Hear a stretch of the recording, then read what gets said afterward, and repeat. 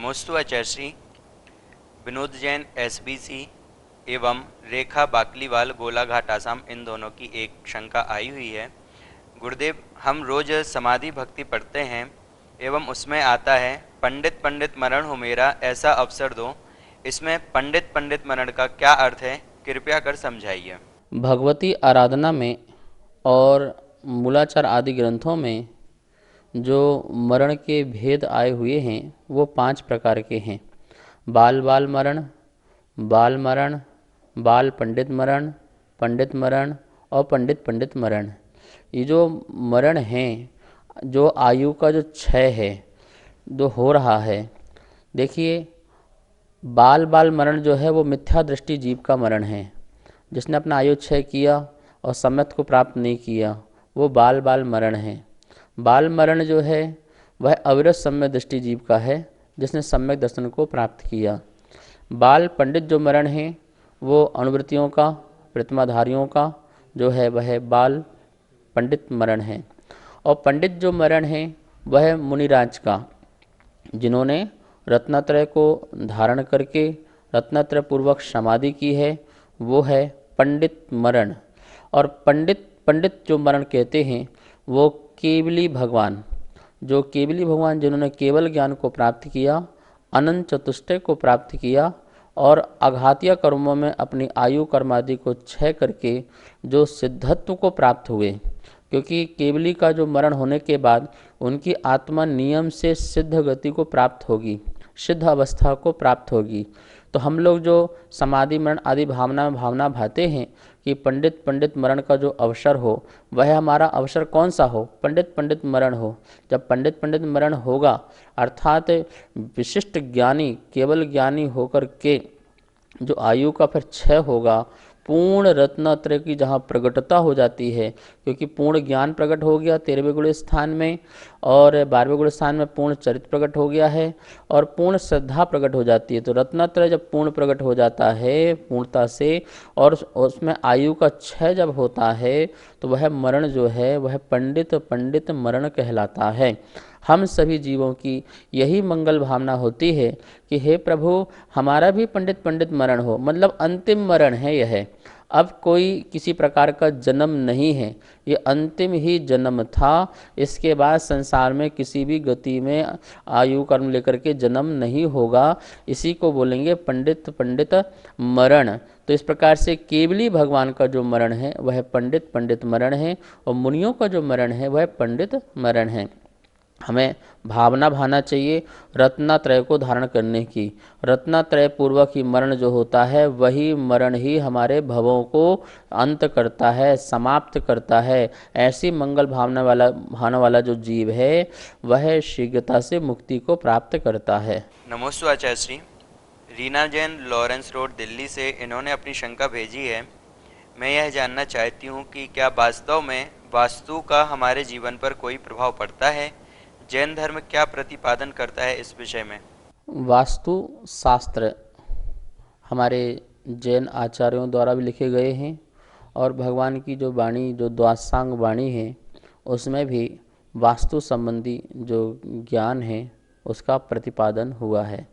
तो जैन दर्शन बिल्कुल नियम से वास्तु को मानता है, ये बिल्कुल ध्यान रखना। हमारे जो मंदिर बनते हैं वो वास्तु से बनते हैं। भगवान की वेदी कितनी हाइट में होना चाहिए, प्रतिमा कितनी ऊंची होना चाहिए, फिर उसका हॉल कितना बड़ा होना चाहिए, उसके अकॉर्डिंग फिर शिखर कितना बड़ा होगा, मानस स्तंभ कहाँ पर होगा, खिड़की कहाँ पर होंगे, दरवाजे कहाँ पर होंगे। तो इस प्रकार से सारी की सारी जो चीज़ है वास्तु के द्वारा ही निर्मित की जाती है। तो जो प्रसाद है, जो मकान है, जो मंदिर हैं और भवन हैं वो वास्तु के अनुसार बनते हैं। किस दिशा में किसका दरवाज़ा होना चाहिए, मुख होना चाहिए, इस प्रकार से पूर्व दिशा, उत्तर दिशा, चारों प्रकार की जो दिशाएं हैं उन दिशाओं में बनाने से हमें क्या क्या प्रभाव मिलते हैं, इसके भी प्रभाव जैन शास्त्रों में मिलते हैं। तो वास्तु शास्त्र जो है जैन दर्शन के अनुसार है और उसे हमें इसका उपयोग करना चाहिए। अब जिन व्यक्तियों ने अपने वास्तु से मंदिर बनाए हैं, घर बनाए हैं, तो उनमें शांति होती है, उनमें आनंद होता है। जो जो वाइब्रेशन है, वहाँ की जो ऊर्जा है, वह हमारे लिए कितना प्रभावित करता है, उसका भी बहुत बड़ा प्रभाव पड़ता है। कभी कभी आपको किसी मंदिर में या किसी मकान में प्रवेश करने पर बहुत शांति मिलती है, बहुत अच्छा लगता है, और कहीं कहीं पर आपको बहुत अच्छा नहीं लगता है, वहाँ से निकलने का भाव बनता है। तो नियम से कहीं न कहीं वास्तु का उसमें प्रभाव होता है, जिसके कारण वहाँ की जो एनर्जी है वो हमको टिकने नहीं देती है, रुकने नहीं देती है। आप मकान या मंदिर बनाने के पहले पूरा का पूरा वास्तु के अनुसार कार्य करें, और जब यदि आपके ऑलरेडी बने हुए हैं और वास्तु सही नहीं है, उसे ठीक करा सकते हैं तो करा लें, और नहीं करा सकें तो फिर आप उसमें क्या बोलते हैं कि अपनी मन की शांति को रखें। और ये भी बात ध्यान रखना, जहाँ आपको चित्त को आनंद आ रहा है वही आपका सच्चा वास्तु है, ये भी बात को ध्यान रखना। इस प्रकार से हम देखते हैं कि जैन दर्शन में कहीं भी वास्तु का, ज्योतिष का निषेध नहीं है, लेकिन हाँ, सर्व वास्तु मान लेना, सर्व ज्योतिष मान लेना वही हमारा भविष्य है, ऐसा भी नहीं है। हमारे कर्म भी बहुत कुछ साथ देते हैं।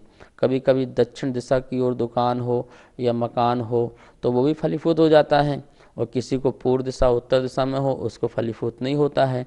तो कर्म विज्ञान को भी मान के रखना, संपूर्ण वास्तु, संपूर्ण ज्योतिष पर अपना जीवन टिका मत देना। कर्म विज्ञान अपने आप में एक बहुत महत्वपूर्ण स्थान रखता है। हमारे कर्म के जो फल हैं वो हमको मिलते हैं, हमारे द्वारा किए हुए कर्मों का फल हमको मिलता है। इस बात का ध्यान रखना।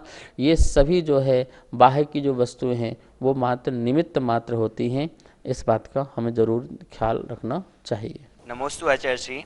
नरेश केलावत गिंगला राजस्थान से, इन्होंने अपनी शंका भेजी है। कह रहे हैं कि आचार्य भगवान, जैसा आपने बताया कि कोई प्रतिमाधारी केस लॉन्च करे या कर पात्र में आहार करें तो उनकी असमाधि होती है, तो आका तीज और श्रुत पंचमी के अवसर पर बहुत से धार्मिक नाटक किए जाते हैं जिसमें कोई किसी भी पात्र का किरदार निभाता है, तो ये भी गलत है क्या? हमने आपके उस शंका समाधान में देखा जिसमें आपने कहा कि असमाधि हो जाती है, और एक ब्रह्मचारी दीदी को भेजा तो इसका आगम प्रमाण मांगने लगे और कहने लगे कि आचार्य विद्यासागर जी महाराज तो खुद ब्रह्मचारी भाई बहनों को केश लॉन्च करने के लिए कहते हैं, कृपया समाधान करें। आगम में बिल्कुल स्पष्ट है। आप मूलाचार पढ़िए, भगवत आराधना पढ़िए, मूल आराधना पढ़िए, अनगार धर्मामृत पढ़िए, और श्रावकाचारों में श्रावकाचार पढ़िए, जिसमें स्पष्ट लिखा हुआ है कि केस लॉन्च जो है किसको करना है। इसका मतलब है जिसका नाम दिया उनको करना है, और जिनका नाम नहीं दिया उनको नहीं करना है। इससे स्पष्ट हो जाता है। जब विधियात्मक कथन हो जाता है तो निषेधात्मक कथन अपने आप हो जाता है।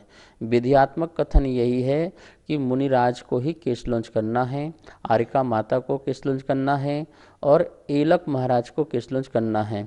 छुल्लक महाराज के लिए भी एक दो जगह ही केश लॉन्च करने का मिला हुआ है, वरना उनका छोरा लोचन भी आया हुआ है। इसके अलावा किसी को केस लॉन्च करना है, उनके नाम नहीं आए हुए हैं। जब आगम में ये बात आ चुकी है कि इनको ही केस लॉन्च करना है, ये उनका अपना एक गुण है। जैसे मुनिराज हैं, उनके 28 मूल गुण में एक मूल गुण ही केस लॉन्च नाम का मूल गुण है। समाचारी कथन में आरिका माता को भी मूलाचार में, और इसी प्रकार से एलकों को प्रतिक्रमण आदि पढ़ेंगे आप तो उसमें प्रतिक्रमण के सूत्र में भी क्या बोलते हैं, मुनिराज एलक को क्या बोलते हैं, केस लॉन्च का आया है, और कहीं कदाचित एक आध दो जगह के छुल्लक को भी आया है। लेकिन इसके अलावा कोई एक प्रतिमाधारी, दो प्रतिमाधारी, चार प्रतिमाधारी, यहाँ तक कि 10 प्रतिमाधारी तक को कहीं भी केस लॉन्च का नहीं आया हुआ है। तो जो जिस भूमिका में है वो उस भूमिका के ही व्रतों का पालन करे, ऊपर के व्रतों के पालन की भावना रखे, भावना रखे कि मैं भी इस प्रकार से करूं। अब रहा, आपने आचार्य का नाम लेकर के बोला कि उन्होंने ब्रह्मचारी ब्रह्मचारिणियों को केस लॉन्च करने का जो है वह भाव दिए हैं, तो मुझे नहीं लगता है कि इतने बड़े जो आचार्य हैं आगम के विरुद्ध कोई बात कहेंगे।